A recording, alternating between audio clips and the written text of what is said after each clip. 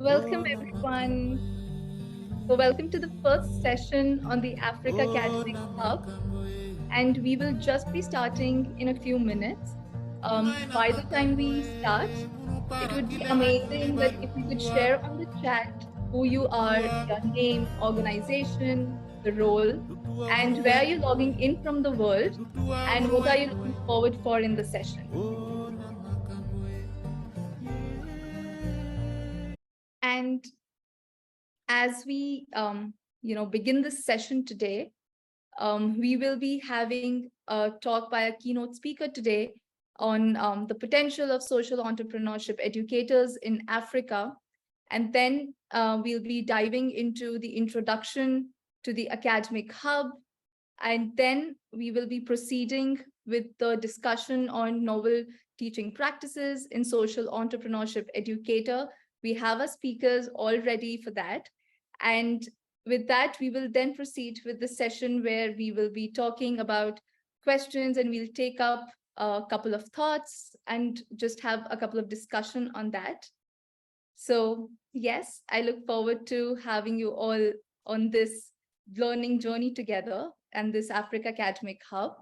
And to proceed today, we have our hosts and guides for the day. So your hosts and guides for the day are Alex and Jonas. Alex is the current ANSYS director and is a senior lecturer on social entrepreneurship at the University of Pretoria. He has a keen interest in entrepreneurship as a catalyst for social change.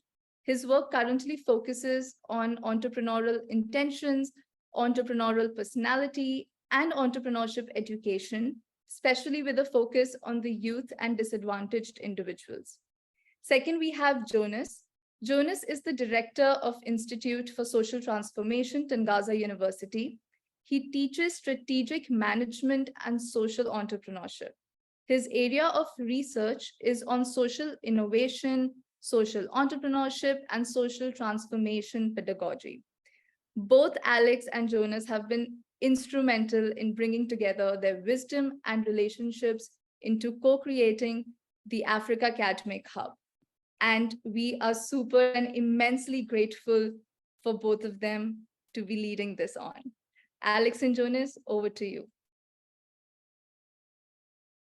Thank you very much for the kind introduction, and officially welcome to everybody in this meeting for coming to this first Catalyst 2030 African Academic Hub launch, where we joined forces to bring us together as social innovation educators and researchers as well. I would like to,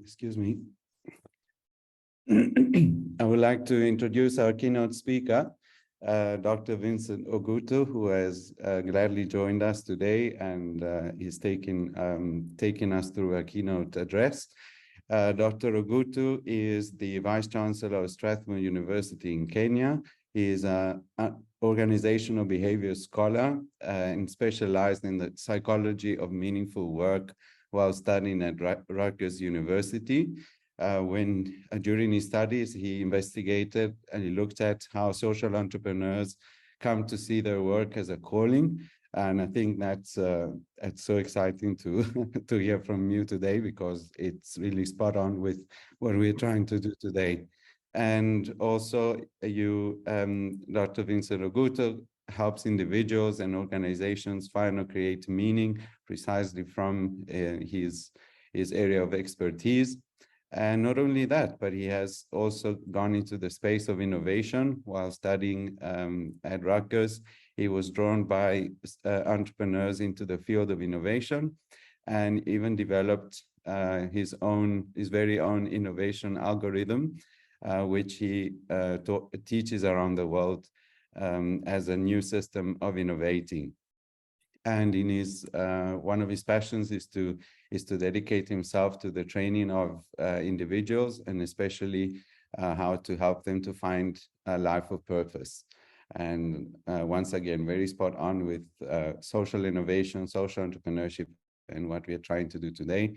So without any further ado, I'll hand it over to Vincent for his keynote address. Thank you very much, Alex, for that kind introduction.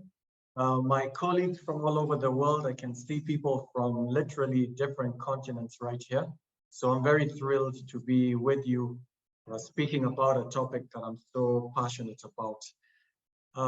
We're looking at the potential of social entrepreneurship education collective in Africa. And before I even just dive into that, as social entrepreneurs, we're thinking about solving a problem that most people have given up on.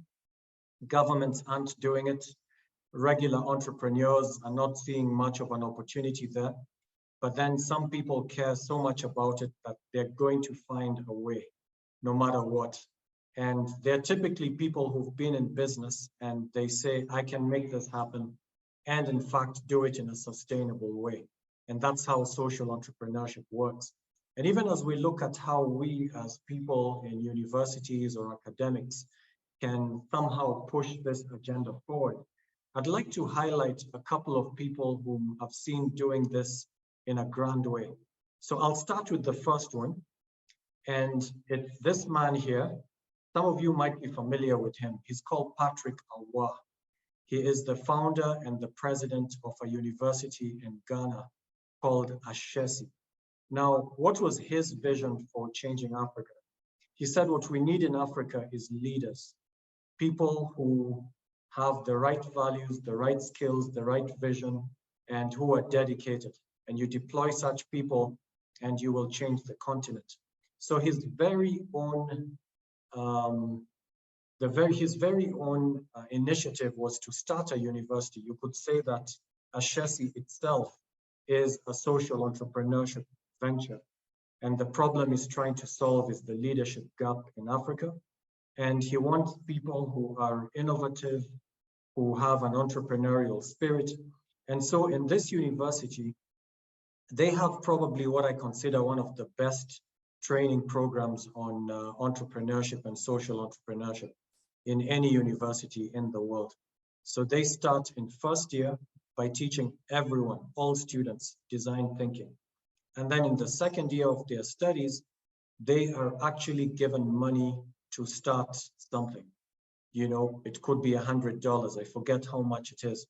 And they have to solve some problem, try something, maybe fail, it doesn't matter. At the end of the year, they're supposed to repay the money. If they failed and they can't repay it, they have to report what they learned in the process. Ideally, they should have made some money and should be in a position to repay part or all of the money. In the third year, if their business was good enough, then they are taken to scale. And it's just amazing that this is what Ashesi does. And the other thing that he's done recently is to create what he calls the education collaborative, which is a way of getting universities in Africa that are really good to hold the hand of other universities and help them to grow. So instead of the usual partnerships, we go to Europe, the States, Australia, and help an African university to grow. He approaches universities in Africa that are doing well and gets them to mentor other universities. This is sponsored by MasterCard. We at Strathmore are members of that initiative, and it's a great way to collaborate. And I see us in this group working in the same way. Let me show you another hero that I have on the Africa continent. Now, this guy here is Fred Swanica, also from Ghana. And in his case, his vision was also to train African leaders. He started by founding the Africa Leadership Academy in South Africa. And in the original plan, he would get the top 4 students from every country in Africa, bring them to South Africa, give them a wonderful university foundation course, and then place them in the best universities in the world, and hopefully bring them back to Africa as leaders. So that was his original vision. And as entrepreneurs, we know how we pivot, how we keep improving on our ideas. And so his next dream was, it takes a long time to form somebody who goes abroad, gets some work experience, comes back. Can't I go faster to market? And so he came up with the idea of starting over 20 universities, leadership universities across the continent. And right now, the best performing one of the ones he has founded so far, he has one in Mauritius, is the one in Rwanda, which I've visited. And that is called the Africa Leadership University. What's his unique way of teaching social entrepreneurship? When the students are admitted to the university, they're actually asked to embrace a particular cause. What gets you out of bed every morning? What do you want to solve in the world? And every single course that they take at the Africa Leadership University from then on has to somehow inform that particular ambition that they have. So how is this subject going to improve on the model I'm building to solve this problem? Who do I need to meet? And they keep making presentations on their progress throughout their university study and going deeper and deeper into one area for which they're supposed to create a social entrepreneurial venture. I mean, fascinating. So that's what Fred Swanica does. And now coming nearer to home, I'm going to talk about Strathmore University, which is where I'm from. We as well were created to solve a social problem. There was no multiracial educational institution in East and Central Africa, and we were the first to come there. And typically our programs are in response to some gap in society, something that the industry has presented to us, something that the government has presented to us. And I wanted to highlight just a few of the different things we do in the social entrepreneurial space. Most of them are with collaborations. So I'll start with this collaboration that we have with the House Prize.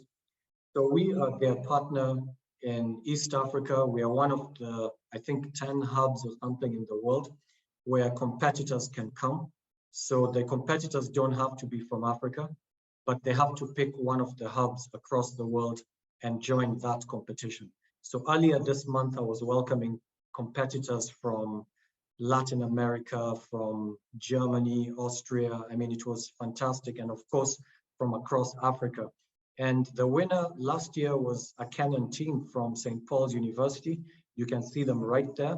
They were making sanitary pads that are biodegradable, fascinating stuff. We have other collaborations as well. I'll show you another one that we're doing to promote social entrepreneurship. This is in collaboration with the Conrad Hilton Foundation in the States. They sponsor us to train Catholic nuns across the continent. So far, we've trained nuns in Kenya, in Uganda, in Tanzania, and in Zambia.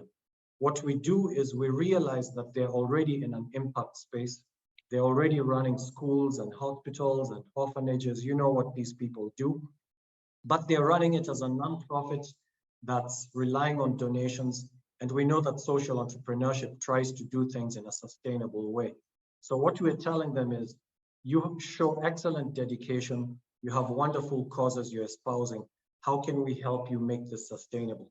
And so across Africa, we're training them on how to turn their businesses, their organizations into social ventures. So those are just some of the ways in which we at Strathmore collaborate with others. We also collaborate with KTH in Sweden, and they help us to train our lecturers in how to offer actual problems in class for students to solve. So whatever they're learning, they can use actual problems to solve it. So my vision, I guess, is that if we all come together and share some of these powerful ideas that we have, number one, we will motivate each other because we'll see that this is our tribe. We've got fellow academics who are interested in promoting social entrepreneurship. And then number two, we'll actually get ideas from each other. And number three, we could actually collaborate and co-teach some of these things and work together. So thank you very much. And I'm looking forward to today's discussion.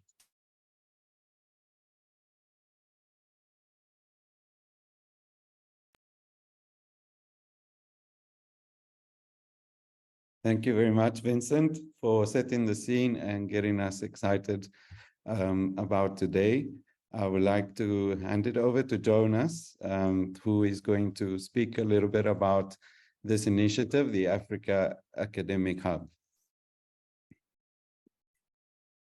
is joining with us. Yes, I'm here. All right. I hope you can hear me. Yeah. Good morning to everyone. Yes, we can hear you, and good morning to you. Alex, can you hear me? Mine is to African Academic Hub, how it came about, and the story behind the African Academic Hub. We at Angaza University started the annual African Conference on Social Entrepreneurship as a forum to bring together the social entrepreneurs to discuss, share their stories. An event that we have been running over the last 6 years. And this year, as we were preparing for the conference, we engaged Catalyst 2030 and Answers, because I'm a member of them. And interestingly, in our conversation with Alex and Debbie, we realized that if we really want to push social entrepreneurship on this continent, we need the academics to have a very crucial role to play. And as it was mentioned, teaching and research are essential component in advancing social entrepreneurship on this continent. That is basically how the idea was born, and we launched it during the annual African conference, basically giving it now birth. And our coming here again is now to start kind of putting flesh on this African Academic Hub. And we want this to be a forum for academics and practitioners really to share their ideas. There are essentially four pillars of this academic hub. The first is sharing the best practices. There are so many interesting things that are happening or academics are doing, but we need the platform to be able to share. I like what Vincent said at the beginning. He started by telling the story of two of these academics who are doing very interesting, who have designed something that is quite innovative. So we want to be able to kind of bring those sharing together so that when we learn from each other, we are able to advance the field. The second is collaboration, really we're coming together to collaborate in research, find initiatives that brings us together. So we know very well that collaboration is always the best way to advance something, and so we can create more synergy among ourselves. So we want to be able to share, to collaborate, share tools that are things that we see working. The third pillar of the hub is education, and education is what will catalyze change in social entrepreneurship. And how do you actually educate? That is initially the question we are asking ourselves. If we want to create the next generation of social entrepreneur innovators, how do you educate them? And we also know that not everybody deploy a very innovative approach or pedagogy for education. So we are saying that we also need to design education model that actually create this next generation of social entrepreneurs, change makers. Finally, action. Action is basically transforming some of these initiatives into concrete, products, and people coming together to be able also to co-create a new solution in the field of social entrepreneurship so that we are able to kind of advance. So basically the hub, it becomes a convening to be able to effect all these four elements. I think that is basically the idea behind the African Academic Hub. Thank you. I think I will leave it there.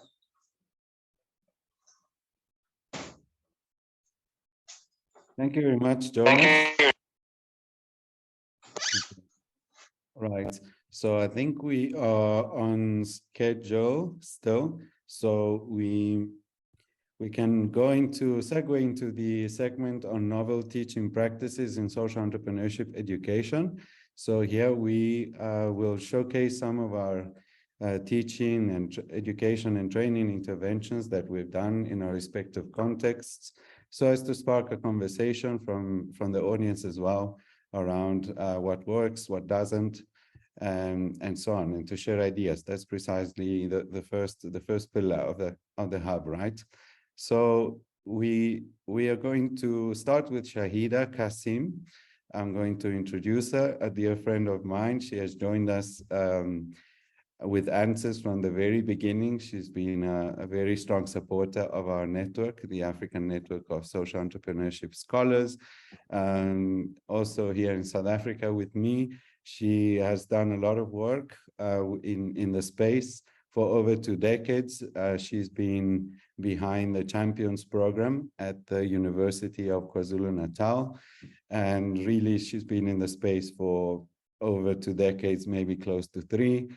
So really, I look up to her a lot, and she has led the field in South Africa to a large extent. So Shahina, over to you to tell us a little bit about the work that you've done. Thank you very much, and good morning all. Thank you once again, Alex, for that kind introduction. Yes, I have been in the space for a long time, and I have been innovating in both research and in teaching in the space of entrepreneurship, and then more recently in the space of social entrepreneurship. And this work has taken me across Africa, but largely in KwaZulu-Natal in South Africa. So I have been thinking about, what can I present what can I share that will be of benefit to younger academics, perhaps within universities and colleges across the continent. And my assessment was that they're largely people who are teaching in formal education environments. And some of my most exciting work in recent years has been in the field. So I chose a project or an intervention called CREATE, which really bridges the two. And just listening to Jonas talk about the Africa Academic Hub, 2 pillars of this hub are really captured in what I'm doing, and that is collaborate and act. So some preliminary points, that most of my work has been focused on actors rather than on students who are studying and researching.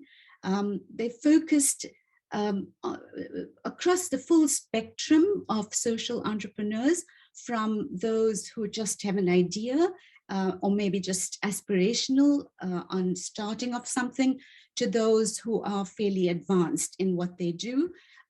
Sometimes there are NGOs who are not sustainable, and all they want is some of the business principles to make them sustainable. But this Create a Living Lab is really about bringing 2 parts together. So yeah, so let me go back then. The principles that I use, that I base a lot of my work on, is literally systems thinking and Hausmann's Scrabble theory, or akin to looking at resources that exist, using them as letters, looking at leverage points, and then really basing the interventions on them. And these interventions that I have developed over many, many years are context-based and culturally informed. Those are 2 very important principles, particularly when you operate in the field in South Africa, and I think across the African continent. So let me tell you a little bit about CREATE. I inherited a project which was launched by MIT at UKZN about 7 or 8 years ago. And I think they called it CREATE, which was an acronym for Culture, Resources, Entrepreneurship, and Technology Exchange. And some 13 years ago, this whole idea of technology exchange and technology transfer was very popular. I tried to change the concept and a bit of the name, which was very difficult, as you will appreciate in a university environment. And finally, I just wanted to call it co-create. Which is, collaborate, co-create resources for entrepreneurship and technology exchange. Next slide, please, Kapil. So the idea was to co-create a situation around social entrepreneurs, maybe 3, 4, 5 of them. Maybe I just take a step back to give you some context. So this was within the Champions program, and the Champions program is where we select 15 early stage social entrepreneurs who had the aspiration to grow and scale their enterprises. They came into the university for a 9-month period, and my task was really to facilitate their personal assessment, and a path towards their growth and development. Create was really around helping them, but also helping university students. So what we did is we took these social entrepreneurs who were about 3 or 4 months into their program, where they really identified and had a basic understanding of what some of the major challenges they faced were. Then what we did was we invited student volunteers from across the university. They could have been from the business school, or they could have been from graduate programs across. They could even be undergraduate students from any faculty. We put out some advertisements across the university media, and students applied to become part of the Create Living Lab. We interviewed them, and if we felt that they had an inclination towards assisting and that their background could have assisted us, we enlisted them. So what we did was, although the Create Living Lab was a 3-day intervention on site within the areas in which the social entrepreneurs were, sometimes in very, very rural communities, there was a fair amount of pre-planning, you would appreciate, that went into the program before this. What we did was we hand-selected these students from different backgrounds, based on the faculties they came from, based on the regions that they may have come from, into teams of 4 or 5, and we attached them to the social entrepreneur to examine them and to try and evaluate the challenges that they faced. We also enlisted public sector within that area, so municipality, business development officers, social work agencies that operated, NGOs from within that community, businesses that worked within them, and also experts from across the university or universities in whatever region we're working in that could provide some a kind of valuable resource to these social entrepreneurs and to the teams that were attached to these social entrepreneurs. They were then left to work with these social entrepreneurs within their local environments and dream up solutions to the challenges. So firstly, to verify the challenges and then to dream up the solutions. So it was literally a 3-day full-time program. We would start at about 5 in the morning and end off at 9, sometimes 10 at night. We housed them within a particular location where the teams would then brainstorm the solutions. They would go back the next day, try out some of the early kind of principles of the solutions, test it out to see whether it worked with the social entrepreneur and or with the communities or the customers or the clients or beneficiaries that they worked with. Would come back, refine these, and finally get a workable plan. And then finally, they would present this plan to the social entrepreneur, start the implementation, and hand over, if not a partial implementation plan, a full implementation plan. And we would follow up afterwards to see what the actual result was. And there were some amazing results out of this. That it was a win-win situation for all. So the students understood exactly what it took. They understood the realities that social entrepreneurs worked in. They appreciated some of the challenges they faced. They understood that their solutions may have just been dreams. So it took a lot of refining. And I'll give you one example that comes to mind, where we had a young man who was involved with egg production, breeding 14-day-old chicks that he would sell to his community. And we looked at what was his biggest waste stream, which was causing him a lot of trouble, and there were eggshells.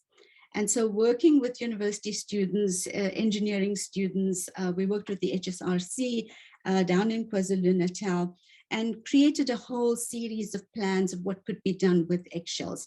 They ended off using, taking a cooperative from the region, training these guys to collect the waste eggshells, wash them, dry them, grind them, which were used as fillers in compost and fillers in feeds. And they had the long-term plan of using the albumin from the eggshell within the cosmetic industry. And more recently, this is about 2 years ago, I understand that this guy's actually on a project of the HSRC, creating some materials that are used within the pharmaceutical industry, which is a great kind of result. And I have literally hundreds and hundreds of examples of real innovative things that actually emerge when you really just assemble the resources and allow the magic, using, you know, the kind of collaboration and co-creation that we talk so much about in real action.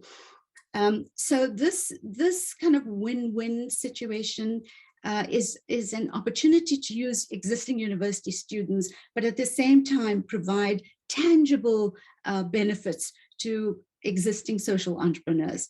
I see that my time is up, so perhaps I'll stop now. I have hundreds of other examples of what we've been doing and the kinds of results that we've been achieving and the impact that we've been seeing. In fact, I've often thought, Alex, that this could become, the Create Living Lab could become a course within a university, which could work quite well as well. So I'll stop there maybe, and I can answer some questions for you if you want.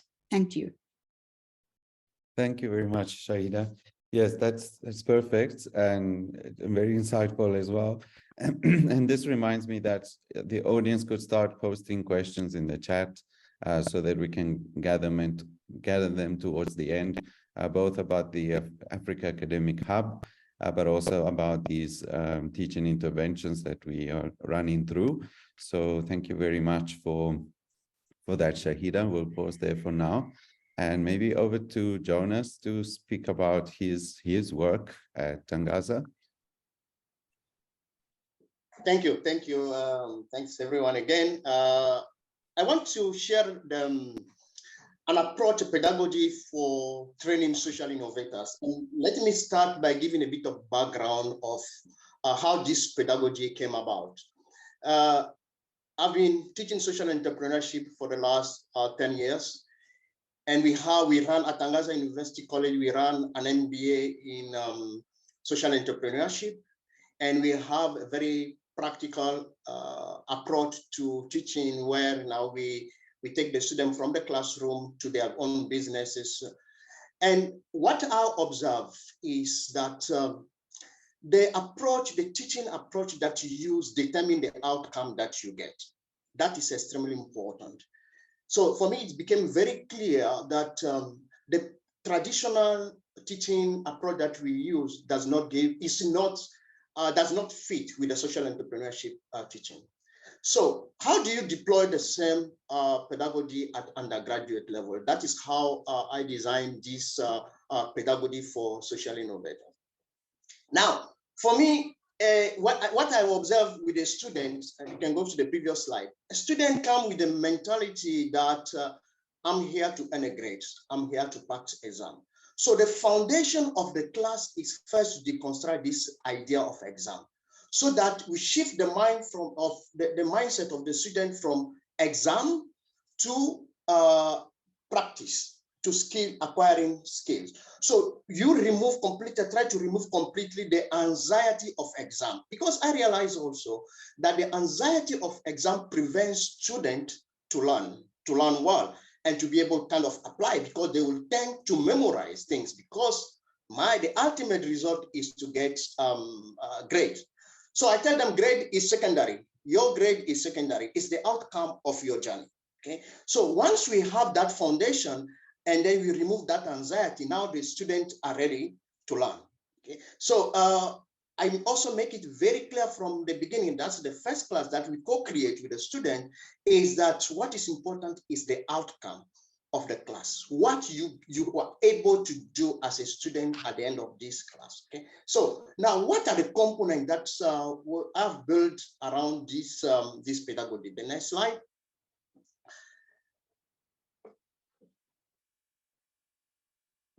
Good. So these are what I call the key pillars of this teaching approach. The first one is creative knowledge.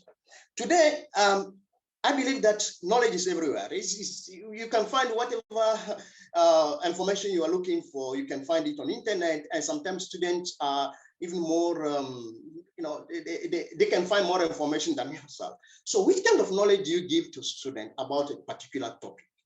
The knowledge is not basically copying and sharing information. It's a creative way of sharing that knowledge that's useful for the student so the student is able to use it.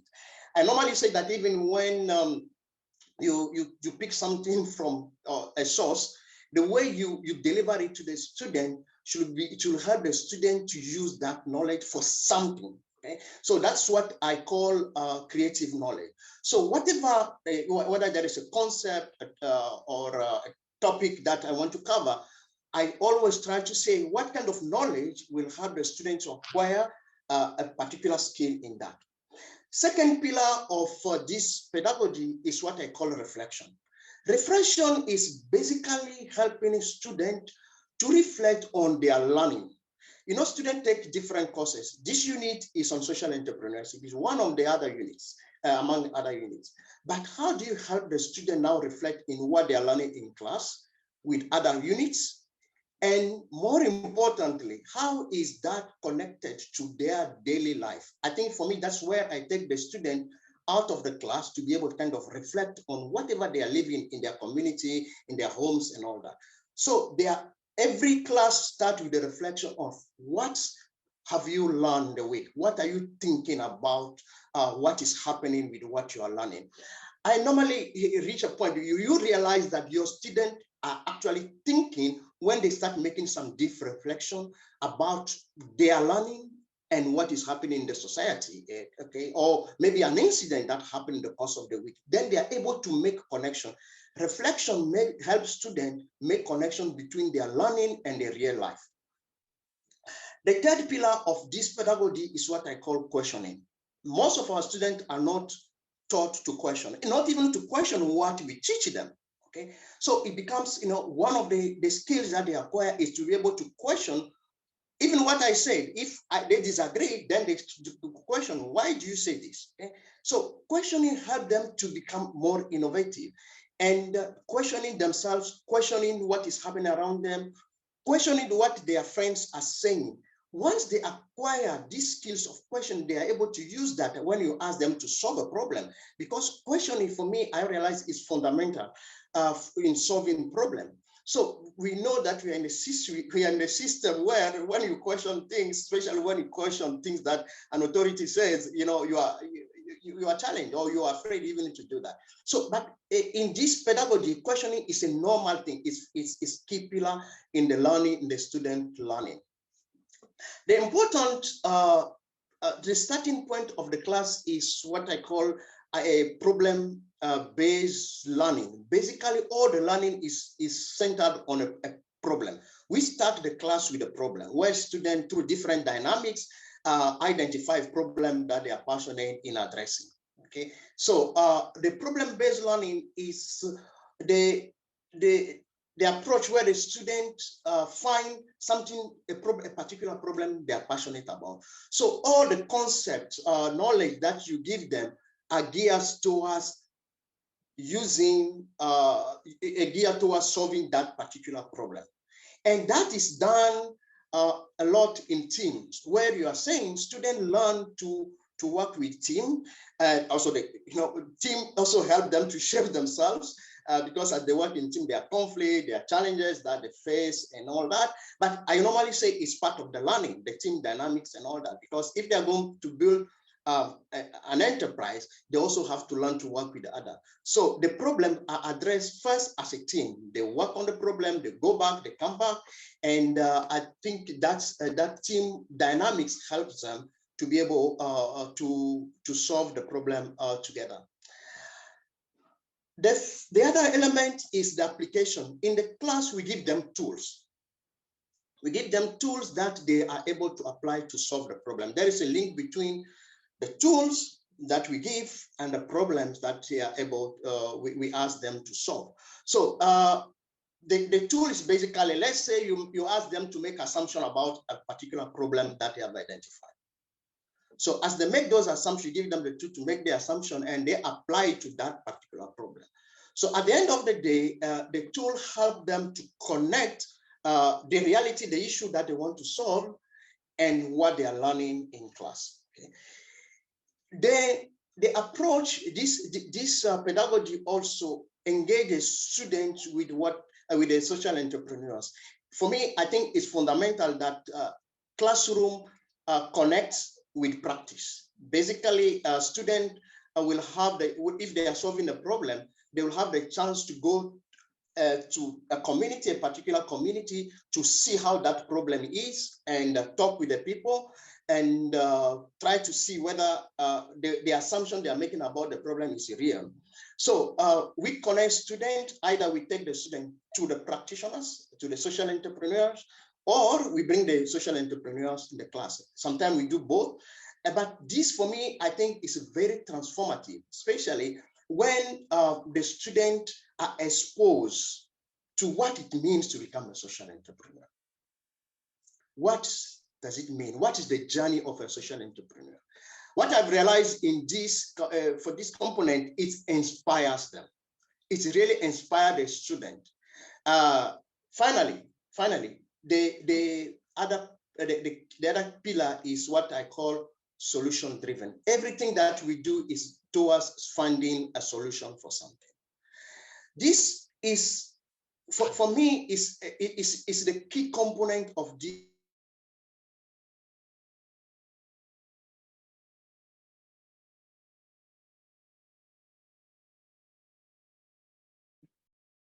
Jonas?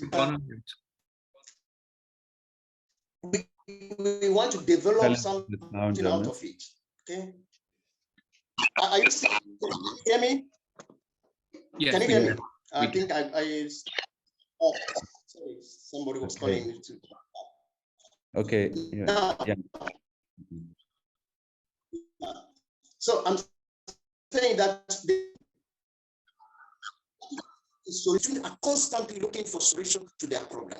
So they go back and they try to find new solutions. The whole classroom experience into identify problem, reflecting on the problem, applying tools to solve those problems, solution. And what you're at the end of the day, because I see construct exam and all that, okay, I tell the student, your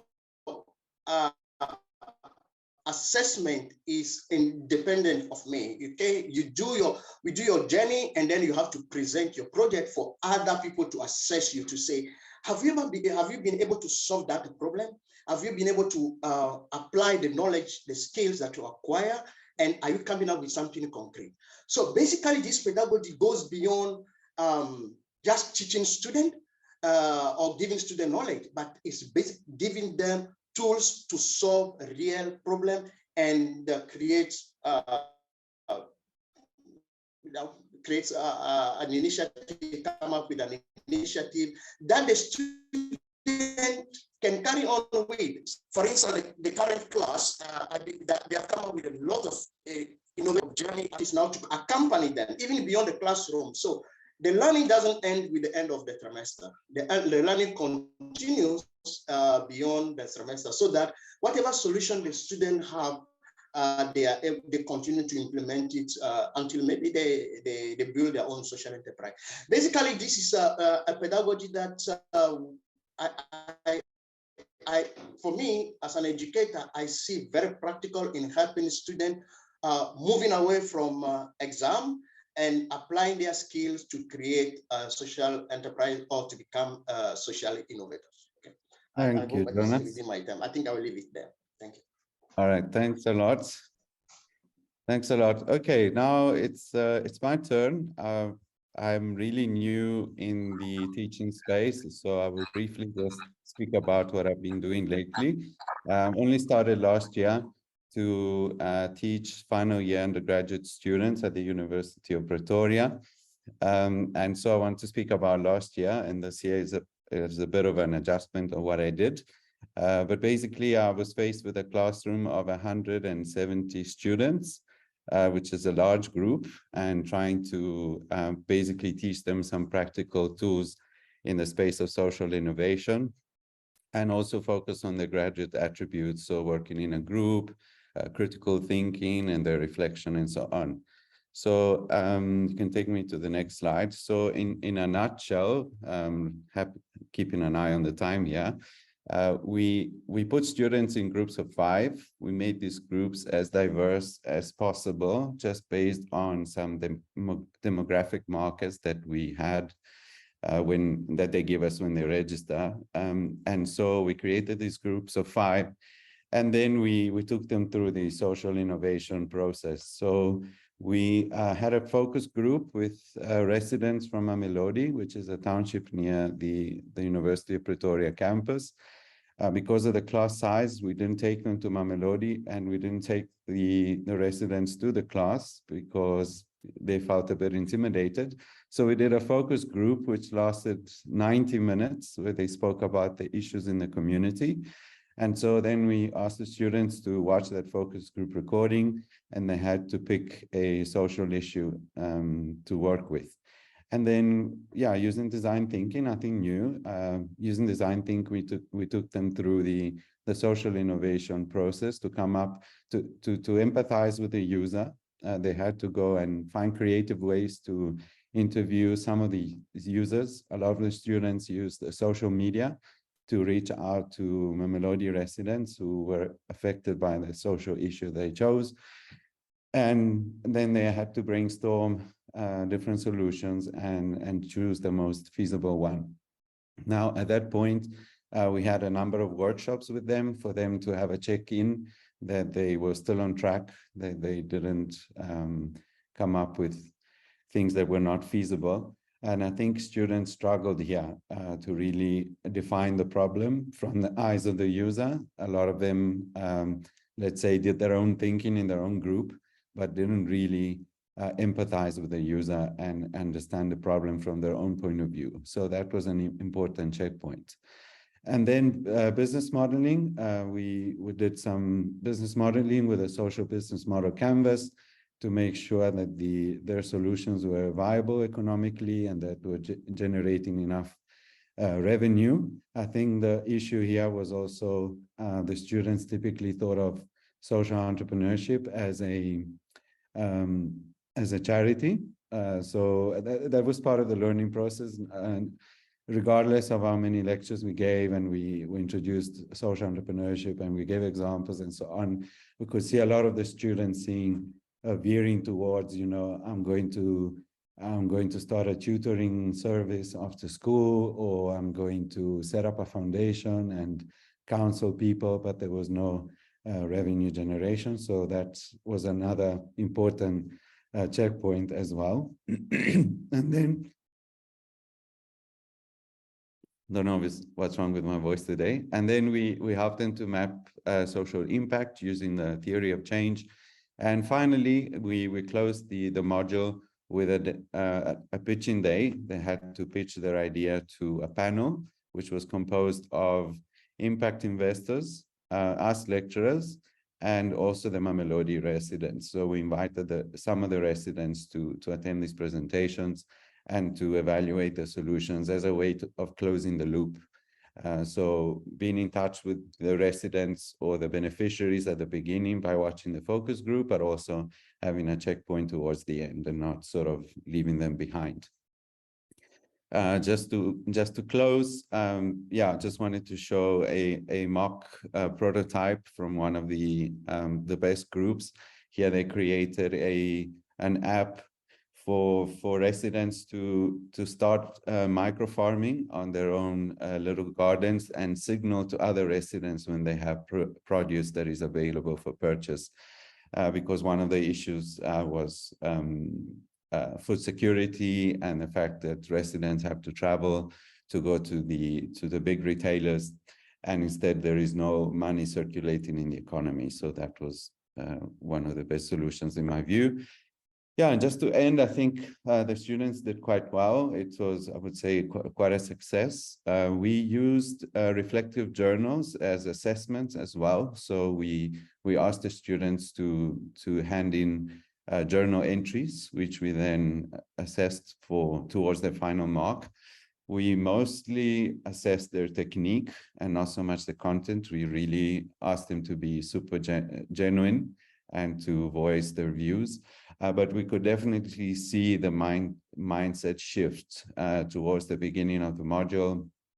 Students were speaking of social issues in the country from a very kind of a distant point of view. But towards the end, you could see their deep, the greater involvement with issues and their increased self-efficacy and empowerment, I would say, kind of calling themselves to action and seeing their role as part of the of civil society and through social innovation being able to do something.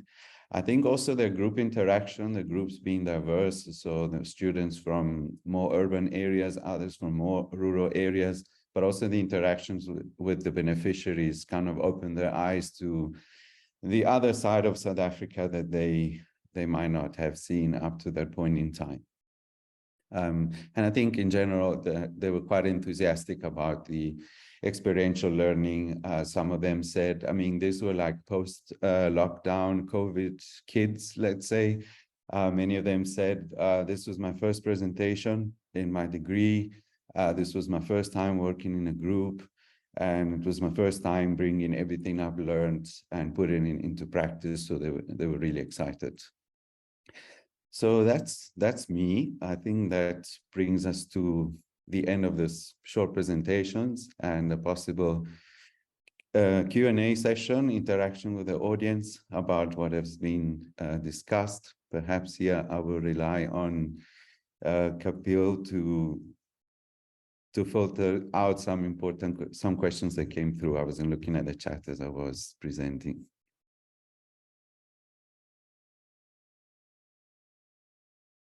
Disha has just pasted them on chat, Alex, for your reference. There were two that came up.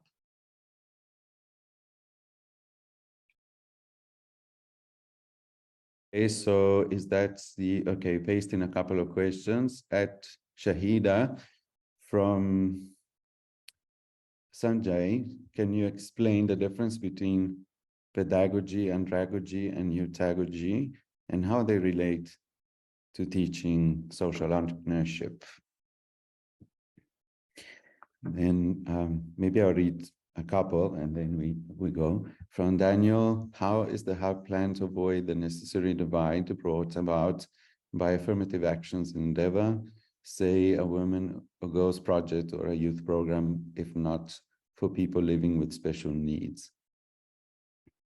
Okay, maybe that's I'd like to address that question to Jonas if he wants to take it.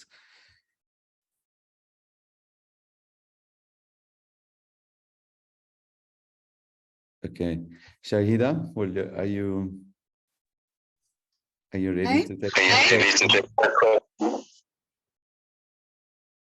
Can you hear me? Yes, we can hear you now.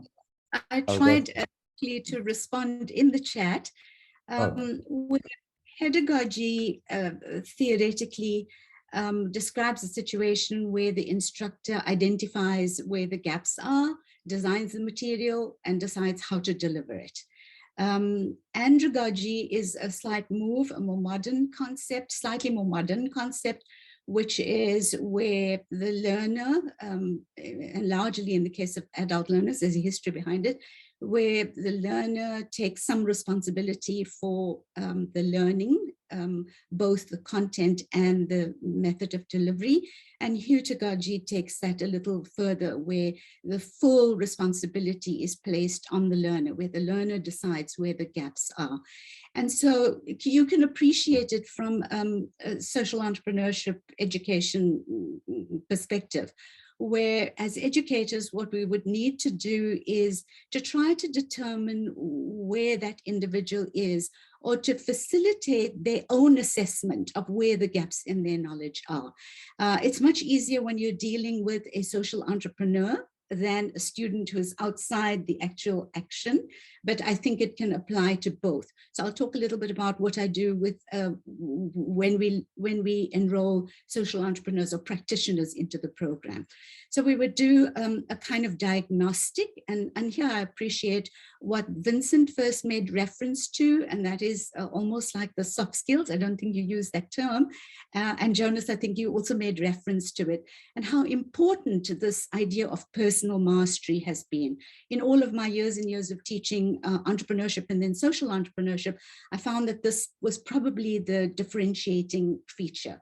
That firstly, having people reflect on who they are, where they are, what kind of, where their knowledge gaps are, where are they going, is really, and I think Jonas made direct reference to this, largely determines the outcomes.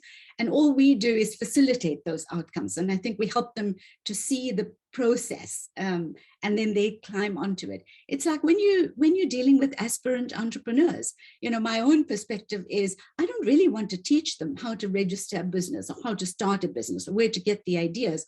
All I want to do is just to fire a little spirit in them, and trust me, they will go out and find it out for themselves. So just working on this personal mastery, and taking responsibility for where you are and how you will get to where you want to be, is really critical to achieving the outcomes you want. And although I know as educators, we really want to climb in and take control and evaluate them and then design the learning program and design how they will learn, and then deliver it to them and expect the results, I think it's much better if you just trust them and facilitate that. It takes a great deal of kind of stepping back and trusting yourself and trusting them. And I think we don't give enough credit to young people. You know, I have seen instances where all you do is just fire up their enthusiasm, and really you watch the space. And they take full control of their own learning. They're not never come back to you. They keep coming back to you for more guidance, but all you do is guide them in that process. So that's really an evolution from pedagogy to andragogy to heterogogy, I hope. And there are some newer versions as well, but I'll stop there. Thank you. Is that the only question? Alex, did you? I'm not sure I heard whether you wanted me to answer. I think so. I think that was the only one addressed to you for now, I believe. Yes. And then there was a question from Daniel. Daniel, would you like to come on camera or just the mic and phrase your question, or are you happy for me to read it again? I actually would like to invite you to phrase the question. You can read it again, please. Read it again. Okay. Perfect. I'm not sure. Let me see if I understand you correctly. So how is the hub planned to avoid the necessary divide brought about by affirmative actions endeavor, say a woman or girls project or a youth program, if not for people living with special needs? I'm not sure I understand the necessary divide or brought about by affirmative actions. So what do you think will happen at the hub? Well, I think you're referring to a challenge. I'm not sure. Jonas, do you understand? Yeah, Daniel can. Than I do. No, it's not very clear what Daniel is asking. Maybe you can just explain it a bit. Unmute yourself and explain a little bit. Okay, thank you very much for the hub. Being a student of Brother Jonas, actually the question was going to him. At times we assist him recruit people to come for the entrepreneurship course at the Tangaza University College, local community university mtaani. And at times there are requirements that they should be young. At times the requirement will be that maybe there should be a community, a population of people at risk. And then, you know, you go to get ex-offenders to come for the training. And you are told that they should not be over 25 or maybe 30 years old. Yet we have people who are 45 and they are really in need of the entrepreneurship skill. Then how, you know, it becomes a challenge even to us to say, no, you are not. Yet we see that they are very much in need and they are very much willing to learn. So how can we balance that? Thank you. Thank you. Before Alex, before I answer that, I want to just to comment briefly what Shadida said, which is a very important in teaching social entrepreneurship, the role of the educator in the space of teaching. Okay? And if we we take the center stage, then we miss the point.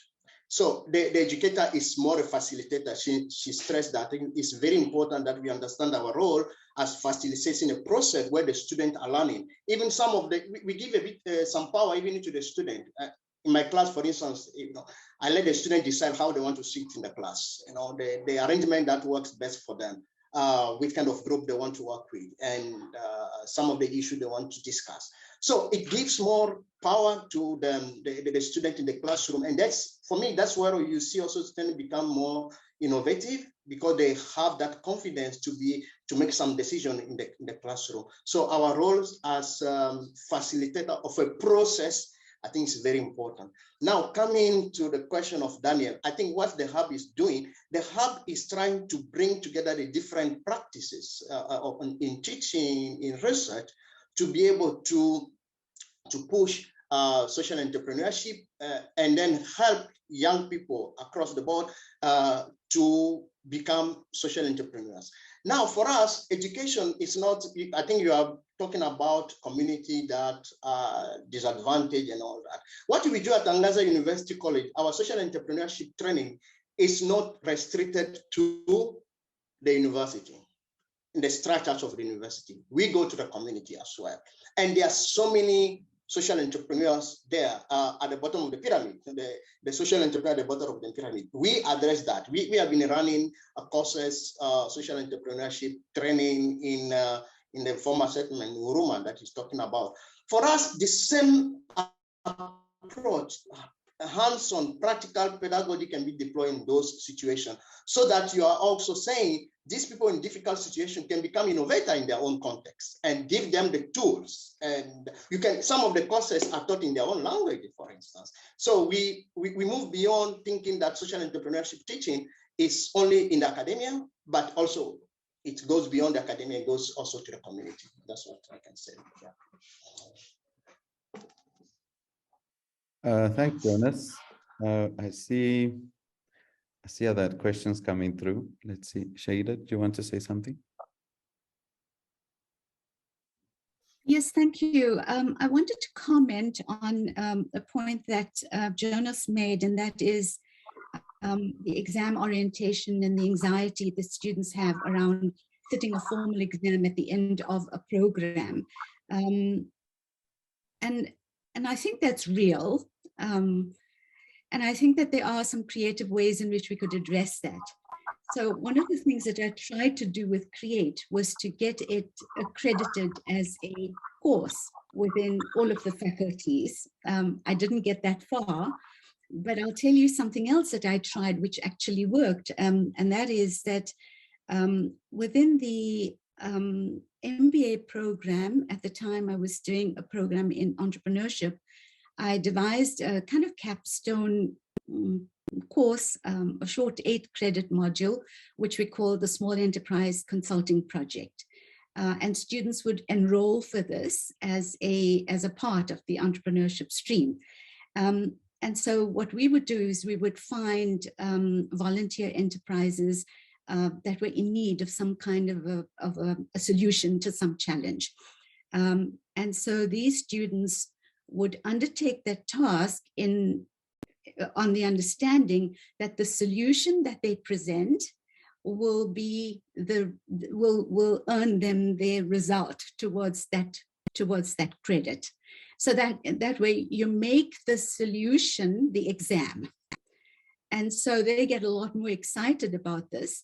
And then not only do I evaluate the exam, the entrepreneur evaluates the exam, and a few external consultants evaluate their solution. So firstly, they must get buy-in from the social entrepreneur or the entrepreneur, on the solution that is being proposed and the implementation plan and some of the possible outcomes of that implementation plan. And so the evaluation is from the social entrepreneur themselves, and also from some external consultants, and we take an average of the evaluations. And I think that worked like absolute magic. And of course, we weren't inundated with hundreds of MBA students wanting to do it. I think it was those that thought that they wanted to make a contribution that enrolled for the credit bearing, if you want, kind of course, and where the solution becomes the exam, and you remove this anxiety of, oh, I've still got to prepare for a paper exam in which I've got to learn all this theory. So that's something that you can play around with, which I think might work. Thank you very much. Perhaps that also answers Sunday's question about assessment. At least in my case, I tell them that, okay, there is no exam. Their assessment is their group submission and the journals that they write. And we coach them very closely when it comes to those. We give very detailed instructions for each section of their assignment. So they had to hand in like a 5-page report outlining the social issue, all the steps in design thinking, then showing us the social business model canvas and the social impact map and so on. And then we use that, all those elements with a very clear rubric to mark their work. But we kind of take them step by step, sort of, it builds up to that, they don't just hand in something we've never seen before. And the same with the reflective journals, we focus more on the technique. So that kind of help them. So we basically say to put in their work and to trust the process, and then they will do well. And so they did. So that's the approach we followed. Kapil, perhaps as a brief announcement at this stage. Yeah. Thanks, everybody. We are so excited to see all your questions come through in the conversation. We also recognize we have just 6 minutes left in the space. So we wanted to share with you a quick poll to gather your inputs on how you might want to contribute to the Africa Academic Hub. And we can keep the conversation going alongside. So you'll just see a poll launch on your screen. And if you're unable to fill it right now, we'll also send a link in the follow-up email so you can share your responses with us and how you'd like to co-create the hub experience. But thank you, and back to the Q&A, Alex. We'll launch the poll from our side. Yeah. Thanks, Kapil. I think I want to go to Ingrid's question, because I've been ignoring her. Okay, I would like to know from Alex and Jonas the challenges in ensuring the mindset shift. I see notes on ensuring diverse teams, diverse experiences. Ingrid, would you like to ask the question? Or it is very impersonal reading your question, but if you want, you could turn on your mic and address us directly. I'll be happy to hear your voice, see your face. Or did she leave? There we go. I can unmute. Hi. It's just, I think it's an observation that ensuring that diversity or ensuring that mindset shift is quite an interesting one. And I see that people are facing those challenges by trying to make diverse teams or put people into environments that maybe are out of their norm or are in the context. And it's just something that I'd like to reflect on, is like, what are the biggest challenges around that mindset shift? Do you think it's this diversity issue? Do you think it's something else? Well, I would say I don't have an answer. I think that's a good research question. In fact, we would like to use the journals to do a thematic analysis of the thoughts that they went through. But we haven't done that yet. So, but yes, I think the diverse teams is to help them to kind of come out of the comfort zone and embrace different backgrounds. It's also, we think, was ideal for the design thinking stage of the process, where they really have to think out of the box. So if you have a team mixed with people from, say, Pretoria, others are from the rural areas, maybe there's somebody from a township, and so on and so forth. It brings in a different mix. Of course, that comes with certain challenges. People already come to the classroom in the third year. They already have their friends. And if we told them, look, form a team, it will be people that already know each other. They pretty much think alike. So I think that diversity in the group does help. in that process. But I think also think where I remember seeing the most comments was the the interaction with the residents and of the township, and to see the challenges they go through. I mean, to hear about drug abuse, different crime statistics, child pregnancy, and so on. These are things that, okay, they read in the news, they hear, but when you kind of face to face or interactive with somebody who's explaining this to you, it kind of brings a shockwave, and people are like, oh, okay, I'm part of a society where there are these problems. And, you know, a lot of them speak about living in a bubble and being like couched in their families, and none of this bothers them or bothered them before. And I think it's that kind of exposure with the issues that are out there in society as well. But I don't have a measure or an assessment of the mindset shift really at this point in time. But you can see it qualitatively, definitely. Shahida. Let me add something to what Alice said. Now, from my experience, can you hear me? Yeah, Jonas, can I let Shahida? Jonas, Shahida, I gave Shahida the word. If you don't mind, then you can come in. Thank you. So I think that there are some tools that you can use, some diagnostics, like the social entrepreneurship self-efficacy scale, you know, before and after an intervention. And I've tried that and it works quite well. For me, the big issue is empathy. And I think, you know, if you can test empathy before and you test empathy after, and I think if you focus on this issue of empathy, then I think you're getting somewhere, because the essence of that mindset. So I often think that, you know, entrepreneurship is about a skill set. It's about knowing how to, and social entrepreneurship is about a heart set. And you really want to assess that heart set. I think we are really very lucky in Africa. And I will say that I ran things called startup weekends, you know, where in 52 hours you get a bunch of people together and you let them dream up an idea. And I would say more than 90% of the ideas were solving social problems. And so there is an element of empathy, which we really just want to nurture. And as Alex says, just getting them into that environment, immersing them in there, you know, this process makes them realize the reality of the context in which they are wanting to operate in. And those realities kind of, you know, kickstart this empathy in them. And I think that might be something. So the social enterprise self-efficacy scale is one tool that you can use as a diagnostic.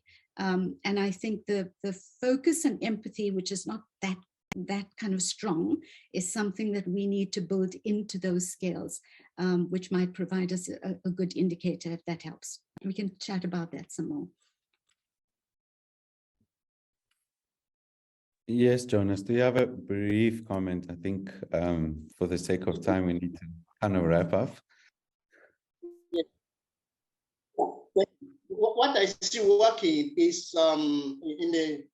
towards mind shifts is when the students are doing things and they build self-efficacy, things that they start realizing, oh, I can. So when we make things very practical, then in their mindset also. Okay. Thanks. Right, and unfortunately, we're running out of time. I thank everybody for all their time. There were still a few questions left. I know them.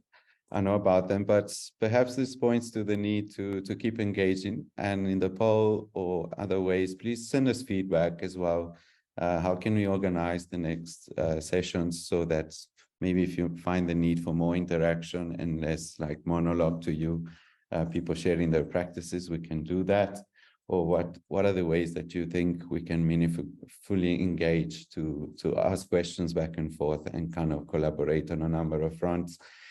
Having said that, so please save the date for our next meeting, which will be on the 1st of November at the same time.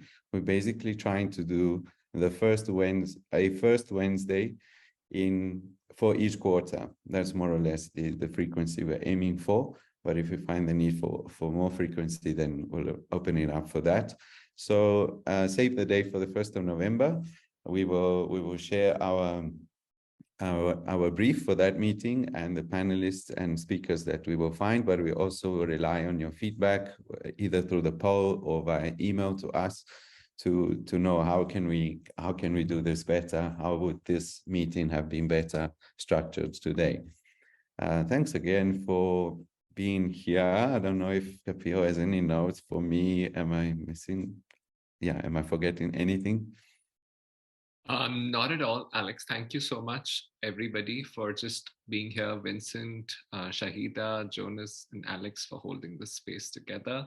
And we'll also send a summary of what emerged in the poll with you all in case you want to further contribute to the conversation. You're welcome to write back to us and we can incorporate that in how we evolve the subsequent space as well. The idea is to co-create with everybody, and we are really open to receiving your questions, feedbacks, and thought. Like Alex said, clearly there is a lot of conversation that is waiting to be had across educators who are working in this space. So we are really thrilled that the space has now emerged. Thank you, everybody. And you can just unmute yourselves and say bye. Thanks everyone for coming, and a special thanks to all our speakers, and Dr. Vincent Ogutu, Shahida, thank you so much. Jonas, my colleague, for all your inputs, your presentations. It's really, it was really lovely to have you and lead this discussion.